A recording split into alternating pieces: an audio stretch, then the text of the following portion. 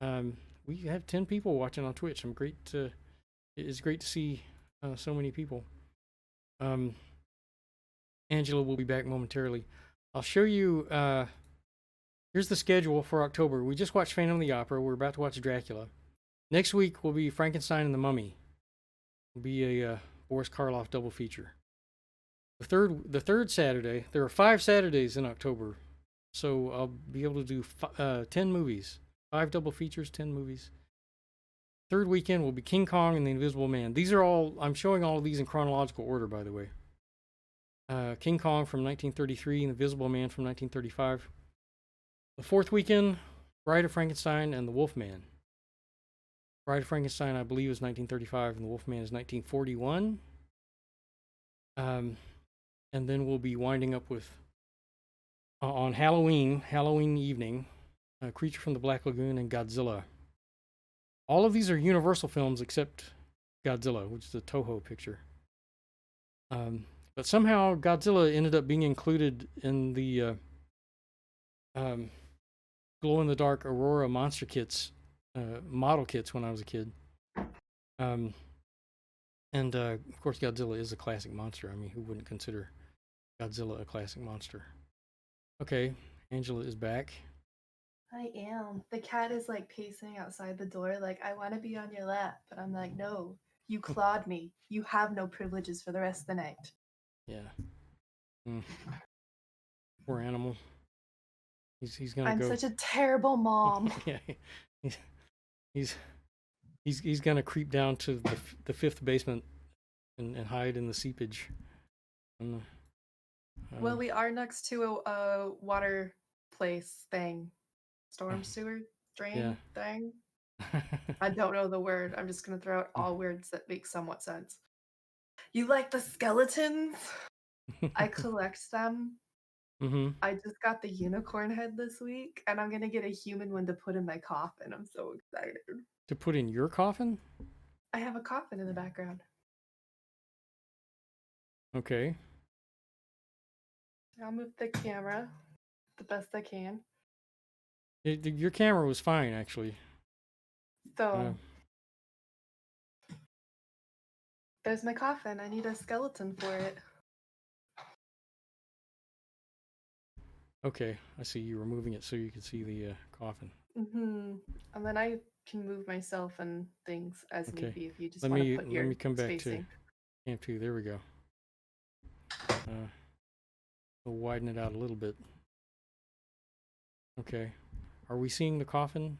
Are we? Okay. Yeah. See the bottom of it. Yeah. Okay. All right.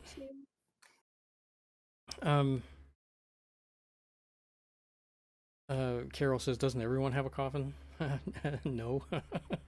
Mine's inflatable, so it can be hidden easily. Oh, okay, so that's why it looks okay. It's all plasticky and shiny. Okay, that's why.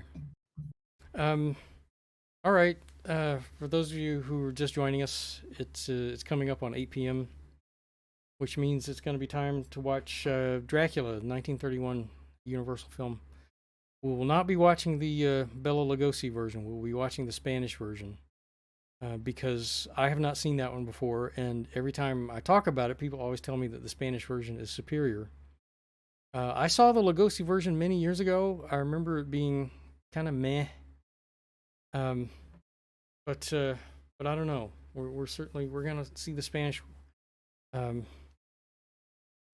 Dweeb is saying, I take it the Godzilla is the U.S. version. I'm not sure which version I'm going to show on the final day, the last film of the final Famous Monsters Day. Honestly, I've seen the Japanese version and I've seen the American version, and I like the American edit better, oddly enough. But we'll make that decision when we come to it.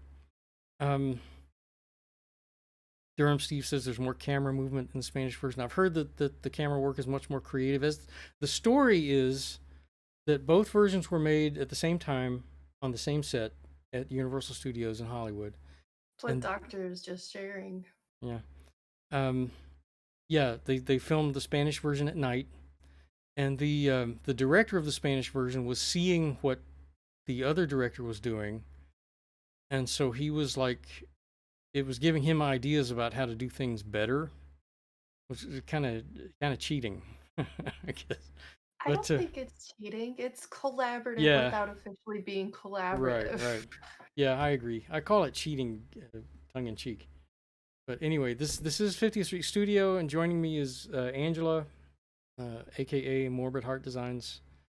Um, and this is 50th Street Studios. We are a nonprofit. We rely on donations from viewers and participants to continue to operate these live streams week after week. We have brought in $60 so far today, and I'd like to reach 100 by the end of the evening. So we've got 40 more to go. The links where you can make donations come up every 5 minutes or so in the chat. There's also a link to our merchandise store where you can buy nifty stuff like this. There's Saturday Public Domain Movie Fest with the brain from Planet Aros on it. There's this and other merchandise available. Oh, there's still water in there. I didn't realize. I was wondering what was that bloop sound? Yeah, that's what that was. None of it came out. I escaped. Bravo, deck save. Yeah. Okay. Before we get started with the movie, I'm going to show a cartoon. I always like to show a short film or a cartoon from the same year as the film. And so right now we're going to watch a cartoon, another Max Fleischer film called Bimbo's Initiation. Bimbo was the name of he was their number one cartoon character at the time in 1931. He was their headliner, and he actually, they invented him before Betty Boop. He predates Betty Boop. Interesting. But his look was really strange, and it took them years to nail him down. With this film, is the film where they really got his look down, where they really finalized his look.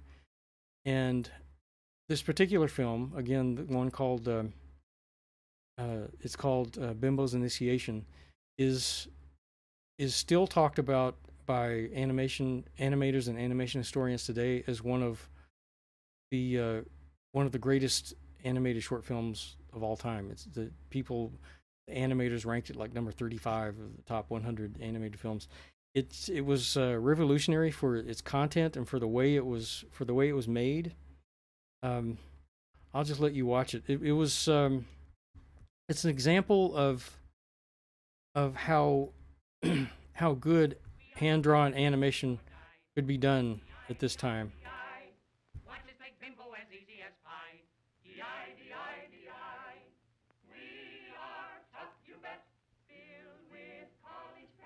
Do you think you could get away with naming a cartoon character Bimbo these days? No. I don't think so. Back in those days, the word bimbo was what you called a dumb little boy. Somehow it became gender reversed over the century. Blue and pink used to be the opposite when they first came out, so... Look at this 3D tunnel he's falling through. That is a really good animation.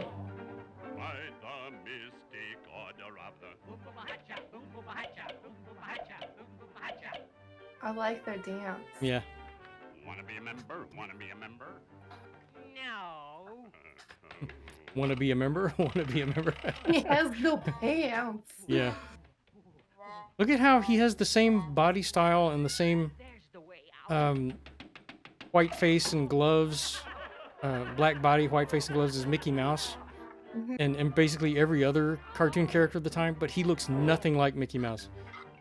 Every other studio had characters that looked pretty much exactly like Mickey Mouse, but he looks nothing like Mickey Mouse.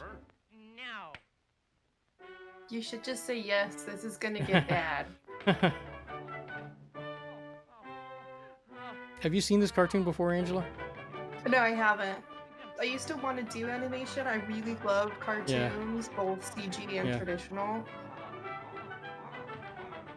But that never happened. I got accepted into art school, but financing it on my own was not feasible. Yeah. These are the same kind of subterranean trap chambers that we just saw in Phantom. It's a thing. Yeah. Dracula probably has them too. You know this is gonna be dangerous. This is Looney Tunes like fail to it. Oh my god. That is more than a Looney Tunes fail. Yeah. Oh, shoes are stuck to the floor. Super glue. Oh, yes. I love when they do fire scenes like this.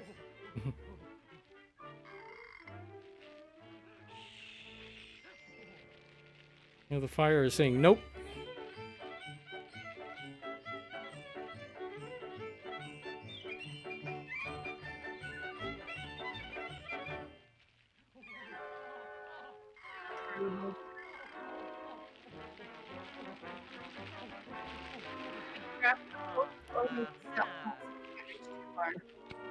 Like,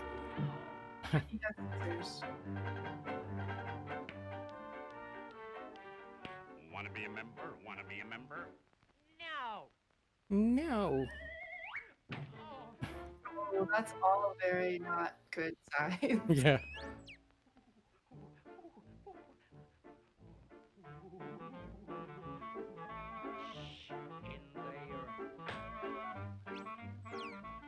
Hello, May. I've got a bone to pick with you. That's a dad joke before dad jokes. Yeah, dad jokes. That boxing glove was like, idiot, open that door. Okay, I love this. It looks like an escape bicycle, but it turns out to be a spank machine.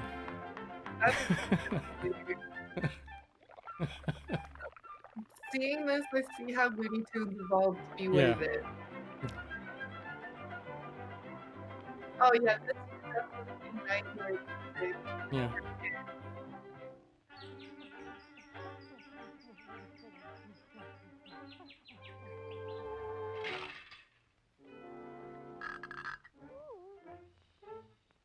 Betty. Come inside, big boy. Mm-hmm. Some early Betty Boop.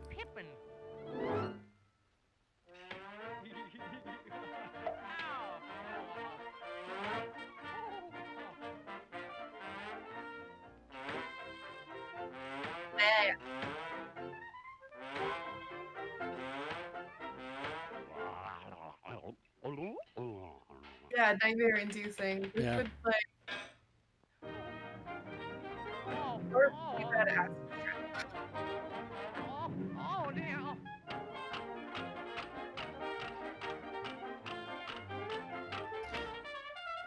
You remember the Twilight Zone movie from 1980? You remember there was a sequence where the kid wished the girl into the TV and she was being chased through cartoon corridors like this. It was very much inspired by this film. I didn't ever watch it. Yeah. I kind of kind of curious. Yeah. But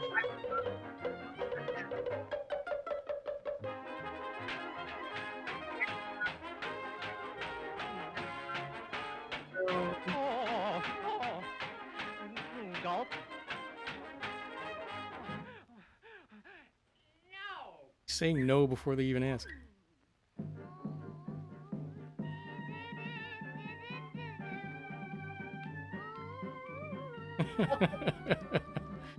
I think he's gonna change his mind. is their interpretation of belly dancing then? Yeah. Yeah, Carissa's saying WTF. Yes. Yes? Uh-oh. Oh, they're all Betty Boops. You notice... Stop practicing steps. Yeah.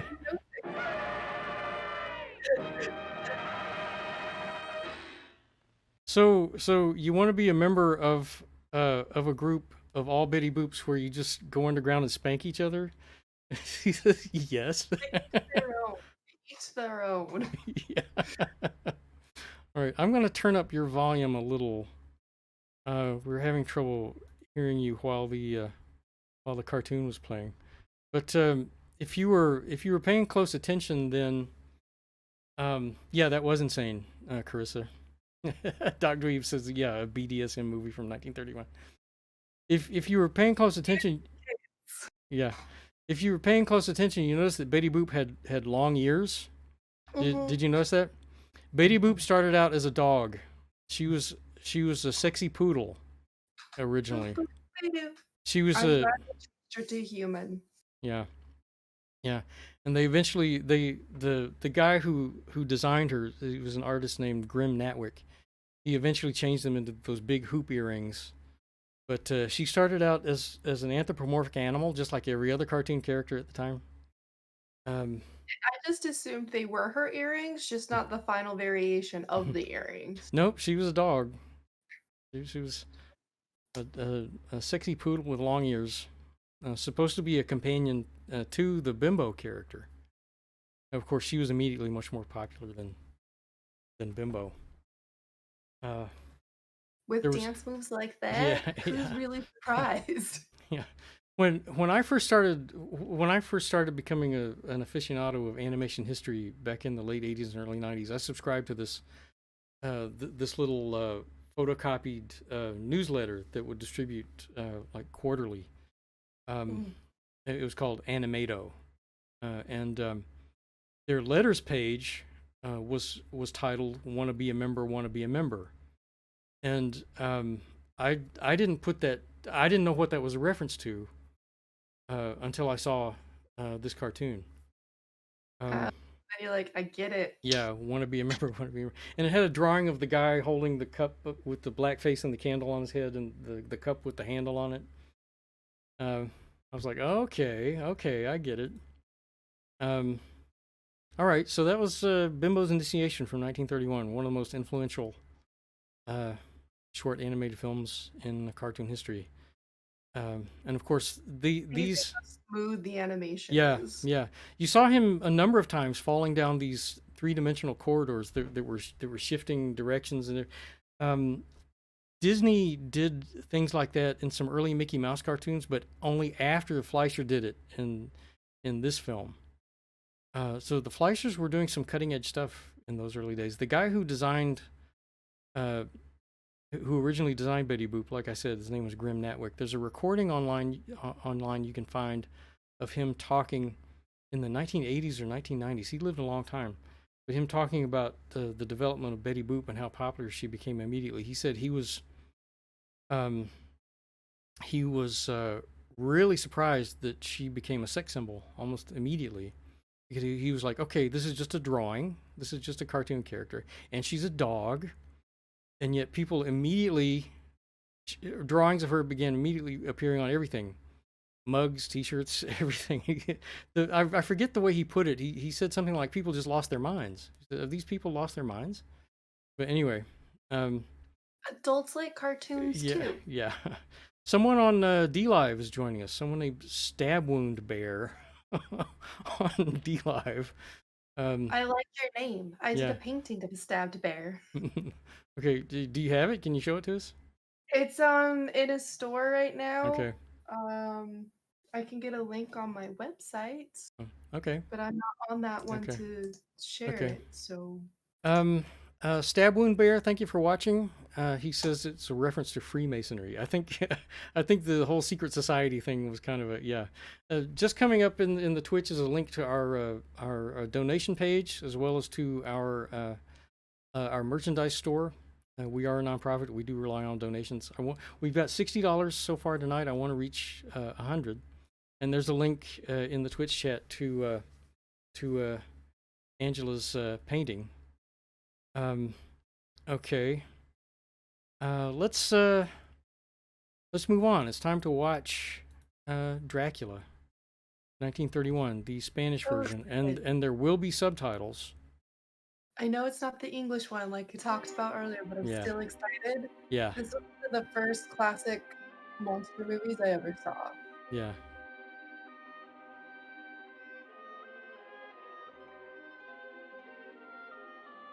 Metaluna Juan says he will provide us with any corrections if necessary. That's appreciated. Swan Lake, that's right, Carissa. Universal have blocked the rest of this episode from YouTube. You can see this complete episode uncensored on our Twitch channel. There is a link in the description below. Please follow us on Twitch and join us every Saturday at 10 a.m. Pacific for more cartoons.